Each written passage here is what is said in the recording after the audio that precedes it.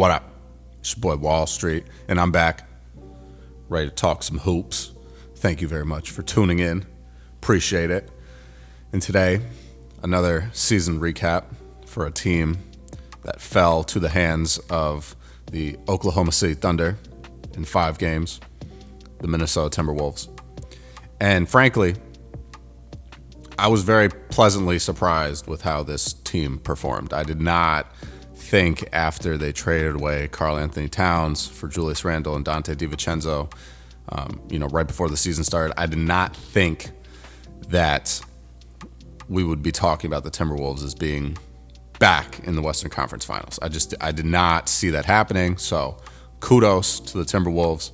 I think Anthony Edwards is continuing to take big steps as a leader of this team. I think Julius Randle, showed everybody what he can do. Obviously he, had some injury troubles in New York. And I think just being in this new environment, it showed everybody okay, Julius Randle is still the real deal. I'm a big fan of Julius Randle. So it was great to see him perform the way he did in the playoffs. He did have a couple of, rough games for sure, especially against the Thunder.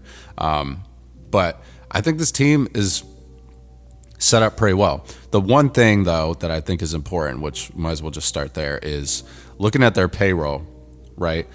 There's a couple of key guys next season that are not under contract, right? So Julius Randle has a player option for next season at $30.9 million. Naz Reid has a player option for $15 million, which I'm assuming he's probably going to opt out of. He's probably able to get more money than that, I would imagine. And Nickeil Alexander-Walker doesn't have an option. He is a free agent going into this offseason. And I'm not sure if he's restricted. He might be an unrestricted free agent. I'm not sure, right? But so if you go back to the Karl-Anthony Towns trade, that trade was made mainly due to financial reasons. Karl-Anthony Towns has a very big contract. He's one of the highest paid players in the league, and he has a lot of money coming up in the future. So a big part of that trade was to, relieve some financial stress off of the team's payroll, and bring in Julius Randle, who is still a very solid, good offensive player, who's getting paid slightly less than Karl-Anthony Towns, and Donte DiVincenzo, who is, he's a jack of all trades in my opinion, right? And Donte is under contract until the summer of 2027, so they got some time with him left. Excuse me.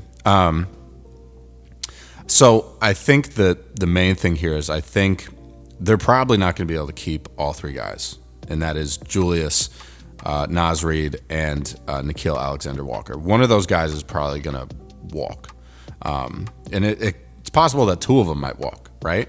And I think even if that happens, the Timberwolves will probably still be okay because they have Rob Dillingham, who was the 8th overall pick in this past year's draft, who really didn't get to play a lot, played less than 50 games this season, had some injury issues as well, but just didn't get to play a lot, right? And then Terrence Shannon Jr., who had, some good flashes in the playoffs. He also did not get much playing time, did not play, a ton. He was a later first-round pick. I don't remember the exact number, but he was a later first-round pick in this past year's draft as well. And I think if Naz Reid and Nickeil Alexander walk and they're able to re-sign Julius Randle, I think you simply just have Rob Dillingham and Terrence Shannon Jr. take on more minutes. And I think that could work out for them. They might not be back in the Western Conference Finals next season, but these are 2 young players that they can insert that I think could do wonders for them down the road in, call it 2-3 years, right? So I think that's a real possibility. They also have a very decent draft situation. So they own the Pistons pick, which is the 17th overall pick in the draft.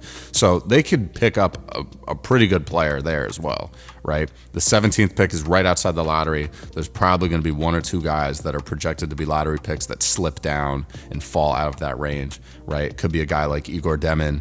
Liam McNeely might fall out of that range.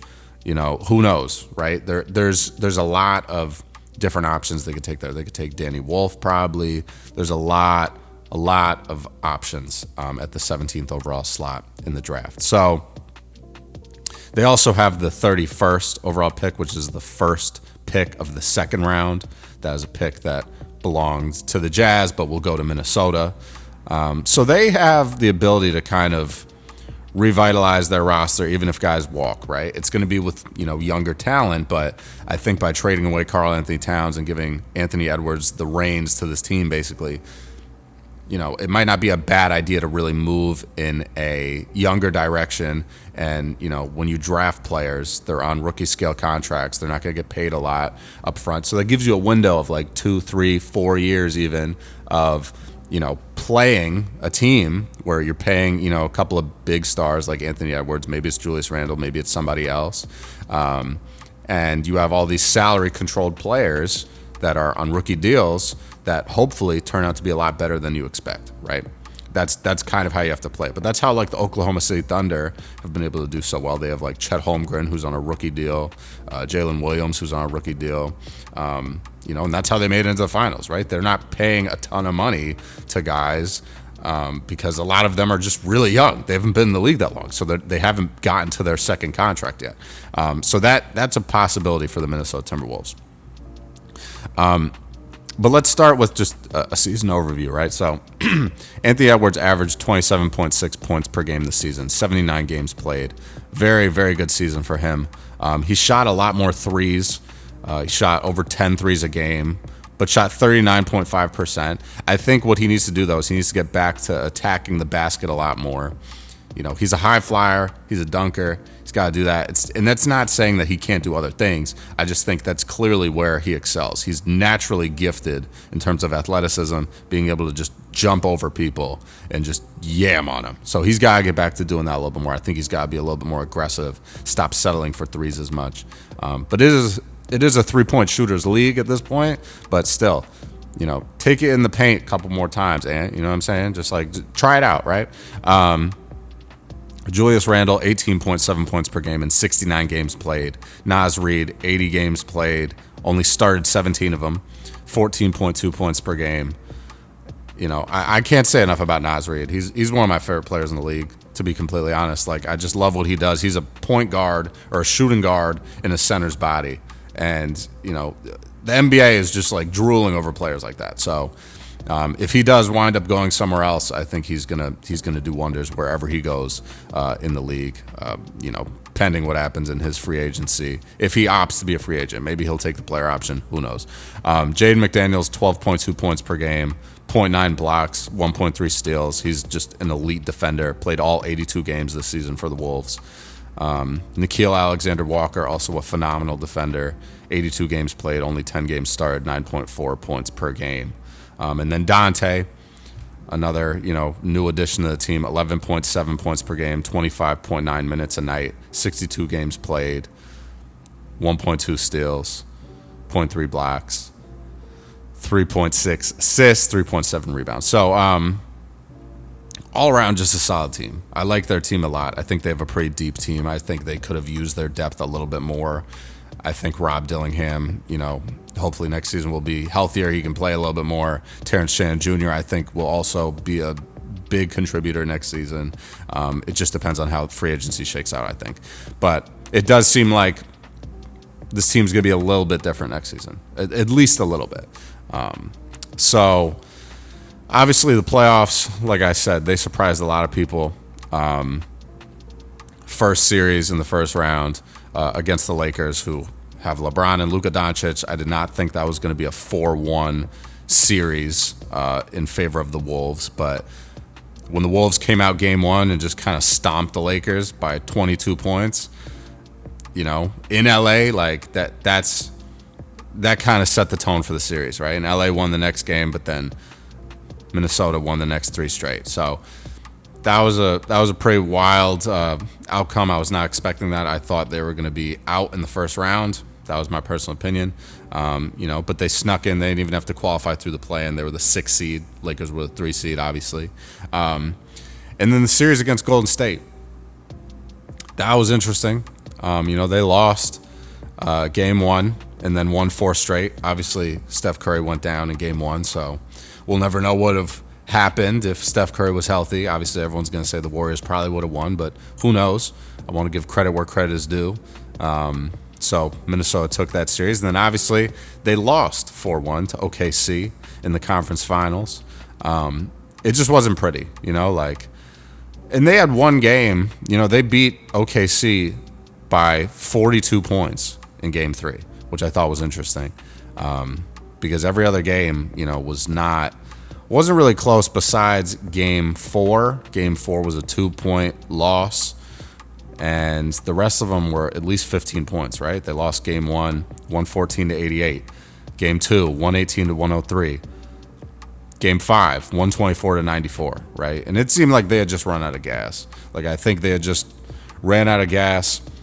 That's just what happened. And I think the most important thing here is the team struggled early on in the season. They were kind of like a 500 team early in the season, and then they kind of hit their stride late. On November 27th, they were 8-10, right? 18 games in the season, they're 2 games below 500. And they're losing to teams that they shouldn't lose to, right? They're losing to Sacramento, they're losing to Toronto, they're losing to Portland back-to-back, right? This is all in November. And, they started to hit their stride. They kind of hovered around 500 for a while. And then they really started hitting their stride right around, the new year, February, right? They went on, a couple of winning streaks, 5-game winning streak, 3-game winning streak. Then they went on, a 7-game winning streak in March, right? So they really put it together towards the end of the season. And I think that's what just has to happen when you have a team that's fairly newly constructed. When you trade away Karl-Anthony Towns, who had a 60-point game last season for the Wolves, it was a huge piece of their offense. Would you have a team that loses a guy like that, brings in a different player in Julius Randle and Donte DiVincenzo? It takes time to get acclimated to each other. And I think the fact that it happened so late in the offseason, I think this trade happened in September or October. It was right around when training camp was starting or had already started. And you just have no time to really get acclimated as a team. Right? Your chemistry does not build. You have to build that chemistry as you go when that trade happens so late, right? So I think it makes sense, and I think the real struggle here is now that they've kind of finally hit their stride with one another, they have some tough decisions to make in free agency, because I don't think they want to, shell out a ton of money to keep all these guys and Nickeil Alexander-Walker and Naz Reid and Julius Randle, right? And maybe Julius Randle opts into his player option, who knows? But it seems likely that this team's going to have a little bit of turnover, but at least that will happen earlier than, this trade happened last season, right? If Naz Reid and Julius Randle and, Nickeil Alexander-Walker are all going to leave, the Wolves are going to know that by, July, right? So I don't think there's much to worry about in terms of chemistry. I think whoever comes into this team over the offseason, they'll be acclimated, and they're going to have some, time before the season tips off to really learn each other's tendencies and how to play with one another. So I think next season will be interesting. I think it's going to be challenging depending on what happens in free agency. For the Wolves to get back to the Western Conference Finals. I just think all of these other teams are going to get better. I can't imagine the Lakers would not be able to advance past the first round next season. And having a full season with Luka Doncic and LeBron James seems like that could be, a lot tougher for any team in the West to overcome. So there's a lot that's got to happen. But overall, I was very impressed with what the Wolves did this season. Did not expect them to make it back to the Western Conference Finals, but man, Anthony Edwards is a dog, so can't doubt Ant. But that's all I got, guys. Let me know what you think in the comments down below. If you're a Wolves fan, let me know what you thought about your team this season. I want to know. So leave some comments, hit that like button, hit that subscribe button. I got plenty more coming. And I'm going to check you later, man. Stay safe, stay up, stay blessed, stay humble, handle business, stand on business. Peace out.